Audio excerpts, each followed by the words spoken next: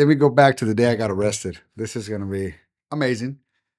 Uh, and I laugh because I have a great relationship with God, and I love the way God slaps me around sometimes. So I get arrested in Homeland Security, and I'm sitting there, and I'm being very Christian. Other people are getting arrested and cussing everybody out, and they're having to tackle them, and I'm sitting there crying. I tell the guy, I said, "Can I use my phone for one thing?" And he goes, "Yeah." I call my pastors, and when I call my pastors, I said, "Pastors, can you please take care of my wife? Make sure anything she needs." My pastor's like, "What's going on?" I said, "I just been detained, this and that." I said, "Can you guys make sure the men are being taken care of?" I'm not thinking about me, and I'm not trying to pat myself in the back, but there's a reason why I'm saying this.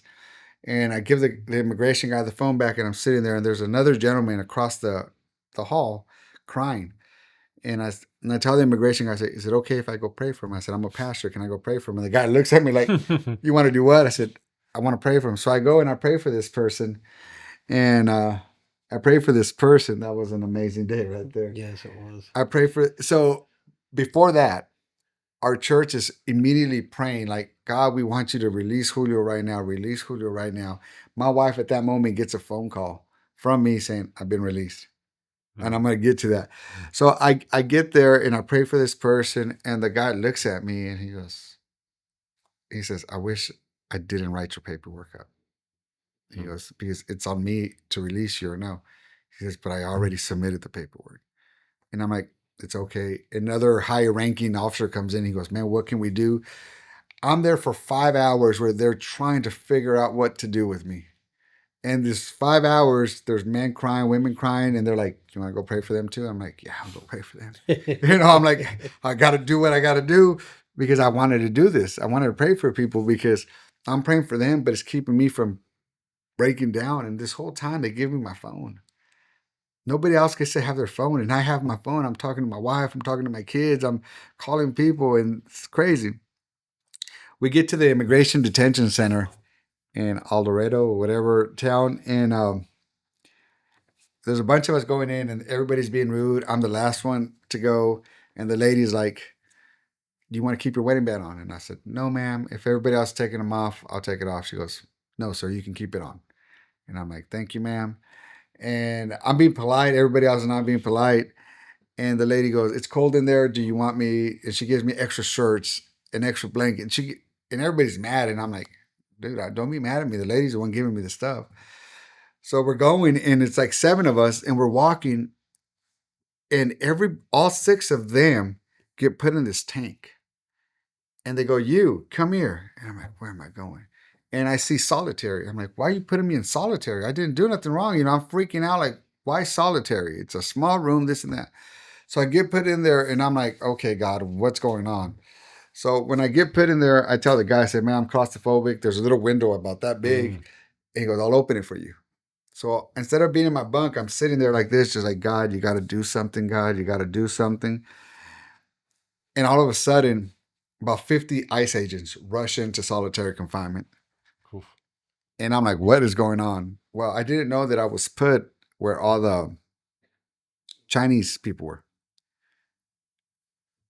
And I get to see 50 agents come in and do what they got to do. And I'm freaking out because it's intense what's going on right now. Like, why am I in solitary? So there's an agent standing there, and I don't know if I should say this, but you guys decide you want to put it. Uh, I say, "Hey, ma'am," and the window's open. And she goes, "Yeah, what do you want?" I say, "Hey, I'm a Marine and I'm stuck in here and I shouldn't be here." She goes, "You're a what?" So I'm a Marine. She goes, "Give me your name and your social and all this." So I gave her all the information. And 10 minutes later, they're all gone. The next morning, before I go to sleep, I grab my pillow sheet and I'm putting all the extra stuff that they gave me. And God is funny. God has a good relationship with me. He hits me in the head a lot. Like, remember that 70s show, Red? The way the things he always says to his son, like, yeah, God does that to me a lot. So I'm getting this pillow that they gave me, and on the pillow there's a big "I am" on the pillow. And I'm like, "You got exactly." I'm like, You got jokes. Okay. So the next morning, as soon as I get up, they transfer me over to where everybody's at. And I'm sitting in my bunk. My bunk says top. Nobody likes top bunk. And my ID says top, but for whatever reason, the guy goes, you can stay on the bottom. But my ID says top. I'm like, cool. I'm sitting at the bottom bunk and somebody's running around there going, hey, is there any pastors in here? Any pastors in here? And he comes up to me. I was like, by any chance, are you a pastor? And I said, why? Well, we've been praying to God that God sends in a pastor because we have no one to teach us Bible study. And I remember telling the guy, I said, you could have prayed for anything else, bro. And you prayed for me to come in. I said, really? Okay. I said, okay. So I said, yeah. He goes, can you teach us something? You know, because a lot of the people are Catholic and they wanted a pastor. I said, yeah, sure. Did I want to do it? No. The first night of our Bible studies, we had 21 people give their life to the Lord. And every time I'm preaching to them, but I'm having two battles in my head. I'm like, that was good, God, but why am I in here? And everything that I'm preaching to them, because they're in the same circumstance that I'm in. And I'm preaching to them everything that God is telling me. And the next morning, everybody's asleep. It's about 3:00 in the morning, and God wakes me up and he says, serve. I'm not serving in here. I said, you get me out and I'll serve all you want me to do outside, Lord, because I'm angry at him right now. And he says, serve. And I said, no. So I hear him say, serve. And I said, fine, you want me to serve? I'll serve. In front of me are the toilets. So we have 18 toilets. So I said, fine. I get up and I go get the toilet brush. And I'm just going, I'm in my mind and out loud, I'm going, you want me to serve? Is this serving enough for you, Lord? And that brush gets stuck. And when I pull it out, it just pops me right in the mouth. And I'm like, oh, shut up, Lord. Oh, shut up, Lord. I'll serve. The crazy thing is, everybody in there is telling me, like, hey, Pastor, because everybody's like, can you pray for me? Can you do this? And everybody, I take the role of pastoring that 80 men.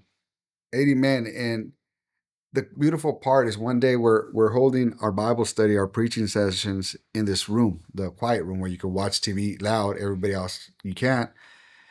And we can't fit in there no more. So I say, all right, let's go outside. We go outside and we start singing this Spanish song called Mi Fortaleza. Obviously, they're all Hispanic there. And we only know this one chorus and we start singing it. And it's about 60 of us. And we're outside singing this chorus. We did not know that the women's unit was right next door to us. So when we stopped with not Mi Fortaleza, it's Sumérgeme, the song says, I'm like a soldier going through the desert and my armor is already beaten. You know, we're singing this chorus and we're done singing the chorus. And all of a sudden, the moment that we're done, the women start doing the second part to the chorus. And we're like, yeah, It was such an amazing feeling. And everybody's telling me like, hey, Pastor, you're not going to get out of here for 6 months to a year. Nobody sees the judge for 6 months to a year. And on the 7th day, I'm doing what I'm supposed to be doing, pastoring. You know, everybody's being very nice to me. They're like, hey, come, you want some of our soup? You want some snacks? I don't have commissary yet.